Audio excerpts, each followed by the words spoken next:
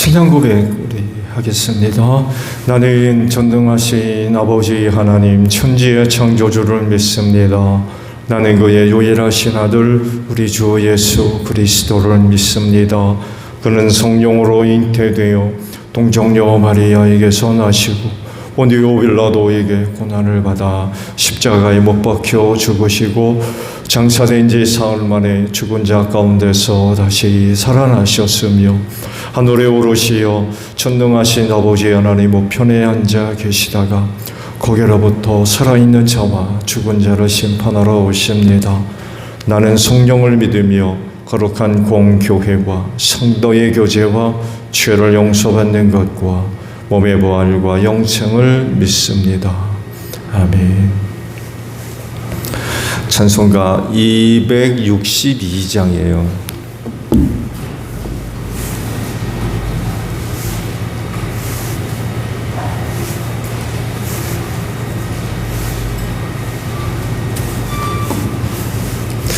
찬송가 262장입니다.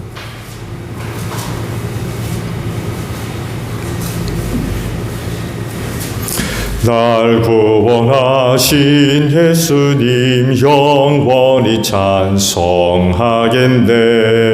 저 죄인 어서 주께 와 죄 사유하심 받으라.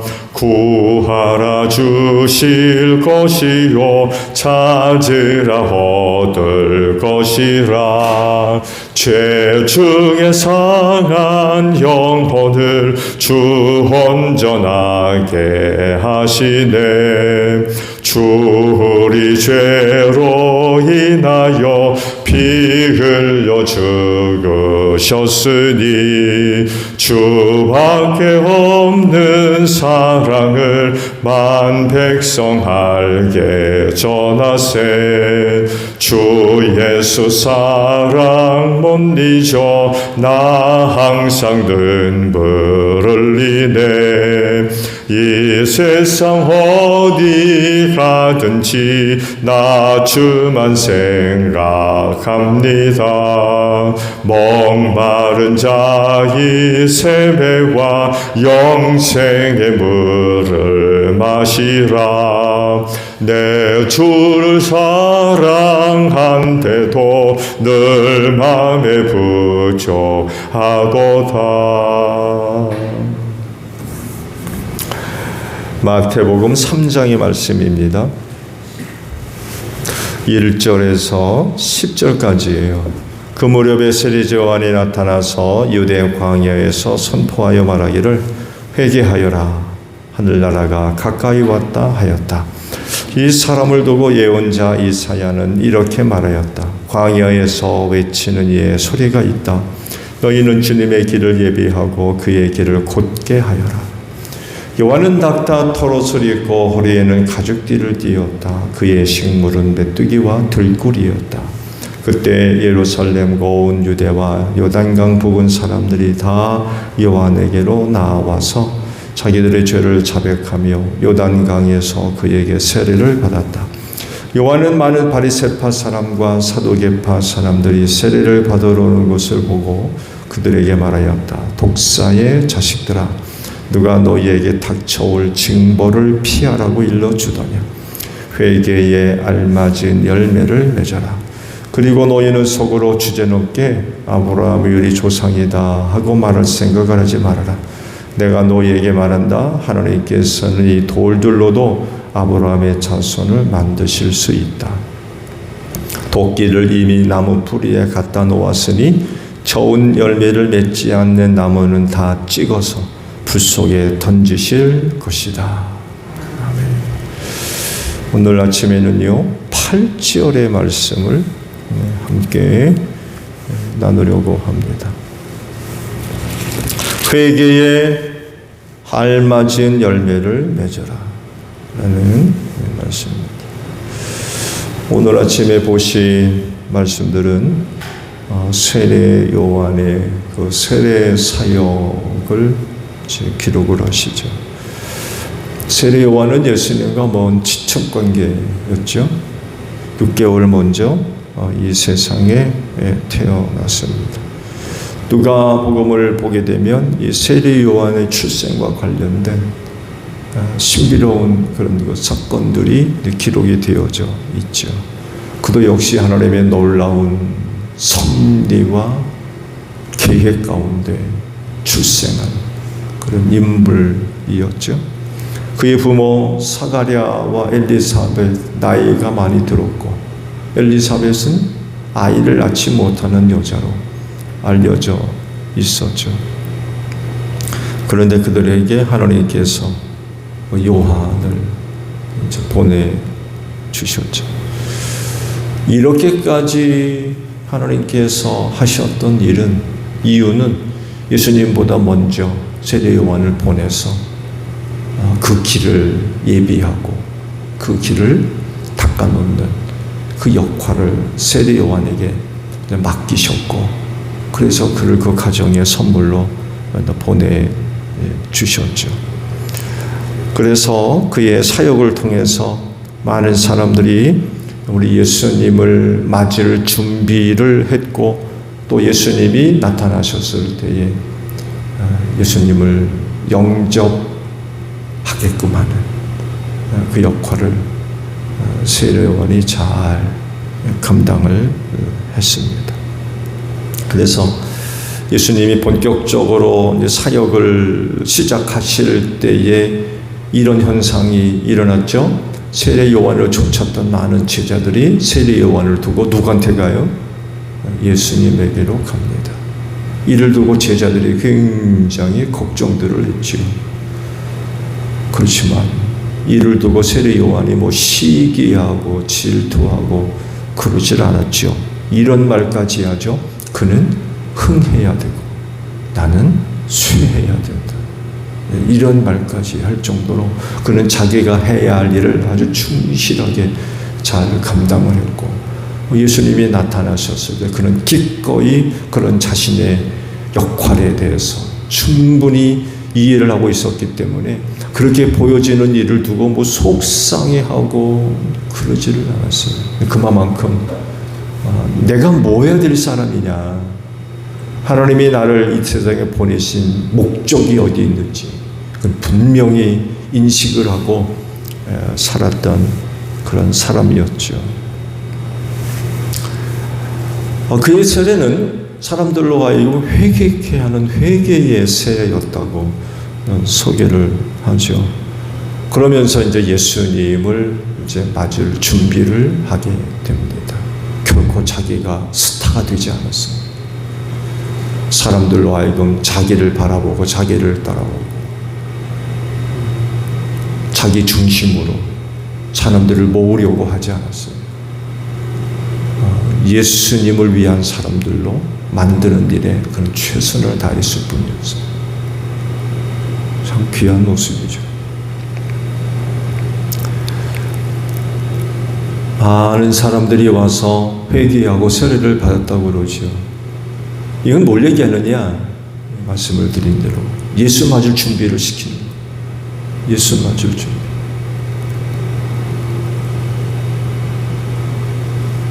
이때 바리새파 사람들과 사두개파 사람들이 요한에게 세례를 받으려고 왔다고 그러죠. 그때 요한이 어떻게 반응합니까? 책망을 합니다. 어떻게 보게 되면 저주를 했다고도 할 수 있어요. 이 독사의 자식들.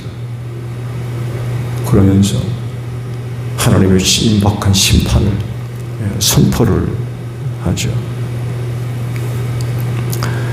근데 그러면서 한 말씀이 오늘 아침에 주신 말씀이에요. 회개에 합당한 열매를 맺어라. 여러분, 회개가 뭐예요? 회개. 성경적 의미, 어쩌면 유대인의 인식이라도 할 수 있는데, 성경에서 이야기하는 회개의 문자적 의미는 가던 길에서 돌아선다. 이런 의미가 있는 말이에요. 가던 길에서 돌아선다. 계속 그 길로 가면 그건 회개가 아니라는 거지. 돌아서야 돼. 계속 그 짓을 하면서 무슨 회개한다고요? 그건 회개가 아니죠. 요한 1서 1장 9절에 우리가 우리 죄를 자백하면, 해번역에는 털어놓으면, 이렇게 번역을 해놨어요. 우리가 우리의 죄를 털어놓으면. 여기서 자백한다라는 이 말은요, 두 단어가 더해진 복합어라고 합니다. 같은 것을 말한다 라는 단어하고 완전한 동의를 표현한다 라는 이 두 단어가 더해져서 만들어진 게 털어놓다, 자백한다, 이런 의미의 단어라고 합니다. 그러니까 회개는 자기가 지은 죄 있는 그대로 하나님께 아뢰고, 하나님 죄 졌습니다, 그 지은 죄를 동의하는, 회개한다고 하면서 자기가 무슨 죄를 졌는지 두리뭉실하게 넘어가는 게 아니라는 거예요. 있는 그대로 이야기한다. 내가 지은 죄가 뭔지 하나님 앞에 솔직하고 정확하게 아뢰는, 하나님 그리고 그거 죄입니다 라고 인정하는 거, 그게 자백 속에 들어가 있는 단어라는 거예요. 여러분, 회개할 때 자백하잖아요. 자백하지 않고 회개할 수 있나요? 근데 그 회개라고 하는 건 내가 무슨 죄를 졌는지 정확하게 인식을 하고 있는 거예요. 대충 그냥 그게 아니라,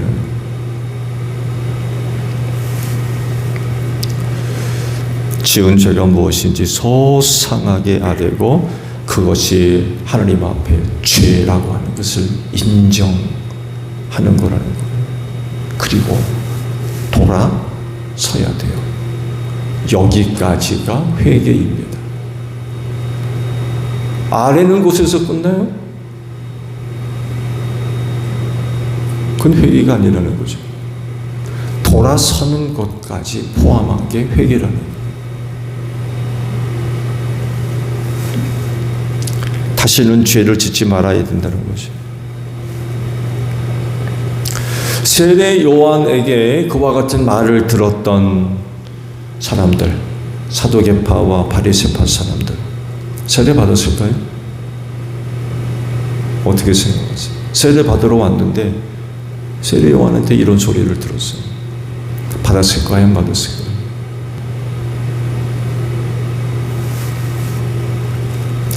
그중 그래도 그런 소리를 들으면서도 세례를 받은 사람이 있다고 하면 그는 진정 하나님 앞에서 회개한 사람이 됐을 겁니다. 근데 분위기상 안 받았을 것 같아요.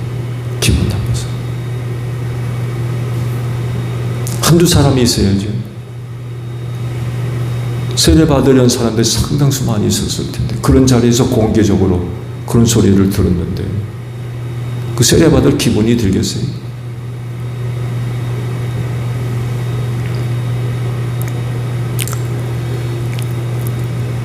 당시 두 종류의 사람들의 그 성향을 볼 때 그들은요, 세례 요한의 세례를 진짜 받고 싶어서 온 사람들이 거의 아니었을 겁니다.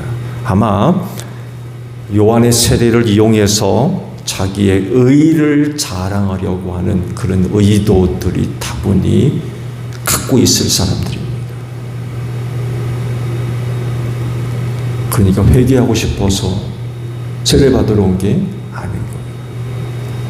그런 것들을 이용해서 자기를 드러내고 자기 자랑하고 그런 성향의 사람들이에요.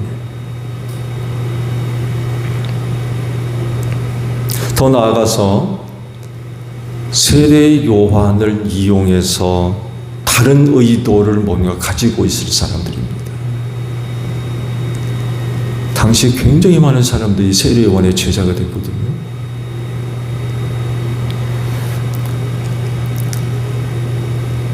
그들은요, 유대 사업의 기득권 세력입니다. 로마 정부의 앞잡이로서 그들에게 충성함으로 인하여서 종교적 기득권을 얻은 사람들이에요.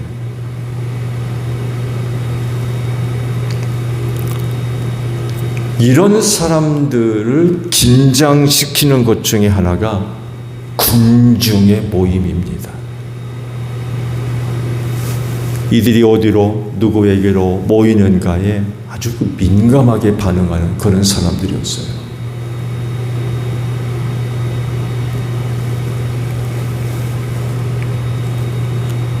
그들은요, 율법을 수호하고 야훼 신앙을 가지고 백성들을 지도하고 이끄는 사람들이 아니에요. 여러분, 그들은 정치가들입니다. 성전과 율법을 무기로 하나님을 섬기는 사람들이 아니라 정치가들이었어요. 정치하려고 하는 사람들. 당연히 군중의 모임, 민감할 수밖에 없어요.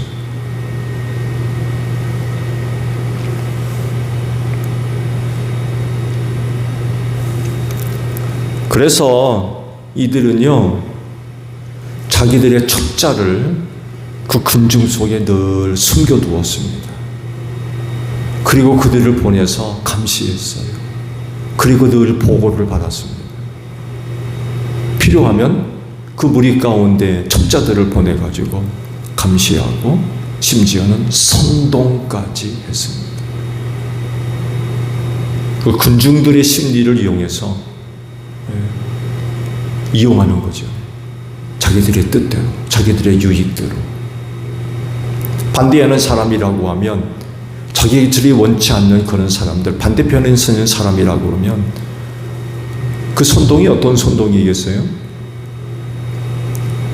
그러나 많은 사람들이 모이고 있는 그 중심의 인물이 자기 편이라고 그러면 그 선동은 또 어떤 선동이겠어요? 이런 모습이 예수님의 사역 속에 아주 종종 등장을 합니다. 예수님과 논쟁을 벌인 사람들이 있죠. 이들이 정체가 누군지 아세요? 바리새파와 사두개파에서 보낸 첩자들입니다. 선동꾼들. 무리 속에 섞여가지고 선동하는 거죠, 무리를. 그 무리를 예수님으로부터 떼어놓으려고, 예수님에게서 돌아서게 만들려고 선동하는 사람들이었어요.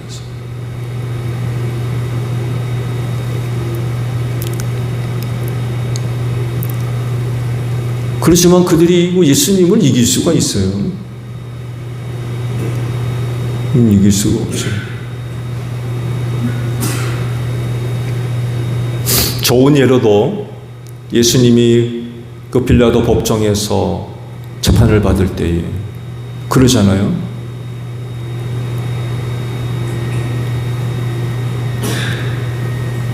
예수님을 십자가에 못 박아요. 이게 선동꾼들입니다. 선동꾼들.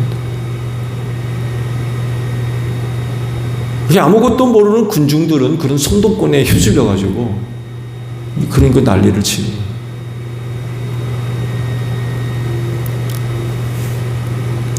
이런 것을 세례 요한이 너무나 잘 알고 있는 거예요. 그들의 성향이 어떤지, 그들의 정체가 뭔지, 어떤 사람들인지 너무나 잘 알아요. 그런 사람들이 오니 환영하겠습니까? 좋은 말 해주겠어요?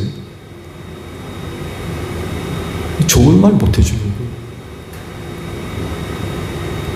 그러니까 독사의 자식들이라는 거죠.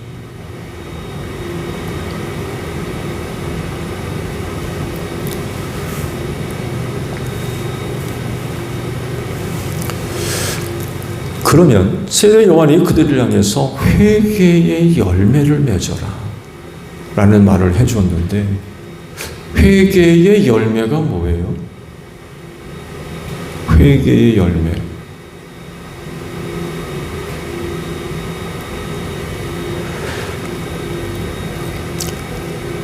야고보서 1장 15절에 있는 말씀을 보게 되면 죄가 어떻게 생겨나는지 그 이유를 하나 밝히십니다. 욕심이 잉태한 즉 죄를 합니다. 욕심을 부려서 그 뭔가에 대한 욕심. 그렇게 하면 안 되는데 도에 넘은 욕심.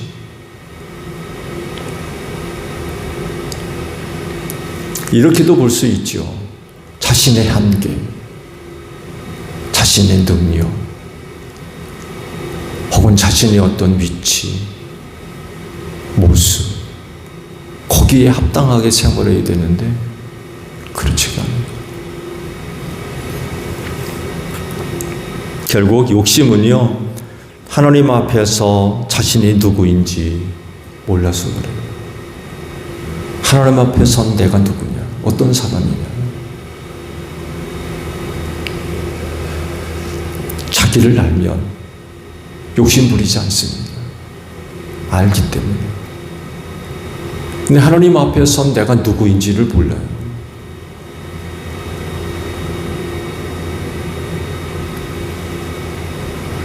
근데 하나님 앞에선 내가 누구인지 알면 결코 욕심 부리지 않습니다. 하나님 앞에 내가 누구인가 라고 할 때에 깨닫는 공통 분모가 있어요. 겸손입니다. 하나님 앞에서 내가 누구냐 라고 해서 찾아진 자신의 정체성의 공통 분모, 그건 겸손입니다. 아무것도 아니라는 걸 알기 때문에 그래요. 자신이 죄인이란 걸 알기 때문에 그래요. 그 예수님이 제자들 부르셨을 때 그들이 그런 고백을 하잖아요. 주님 떠나소서, 나는 죄인입니다. 그분을 만났을 때 자신이 누구인가를 금방 알았던 거예요. 아, 내가 죄인이구나. 근데 이거를 모르니까 욕심을 부리고.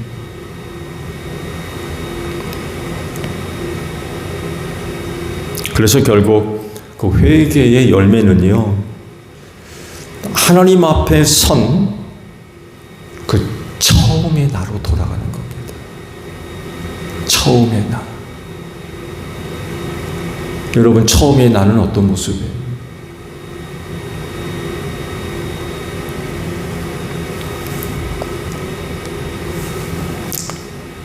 욕심 부리지 말고 겸손합시다. 회개에 합당한 열매는 바로 이런 겁니다.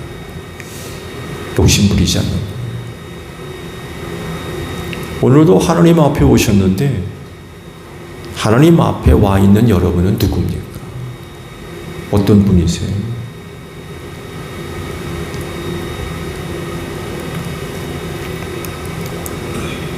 겸손해야 됩니다. 그래야 욕심 부리지 않습니다.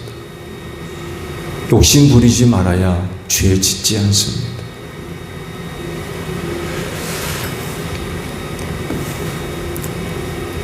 오늘도 필요하면 우리는 당연히 하나님 앞에 와서 회개해야 되겠죠.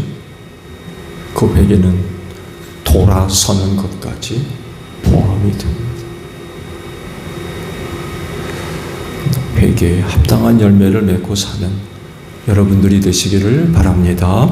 주기도문 합니다. 하늘에 계신 우리 아버지, 아버지의 이름을 거룩하게 하시며 아버지의 나라가 오게 하시며 아버지의 뜻이 하늘에서와 같이 땅에서도 이루어지게 하소서. 오늘 우리에게 일용할 양식을 주시고 우리가 우리에게 잘못한 사람을 용서하여 준 것 같이 우리 죄를 용서하여 주시고 우리를 시험에 빠지지 않게 하시고 악에서 구하소서. 나라와 권능과 영광이 영원히 아버지의 것입니다. 아멘. 기도하겠습니다.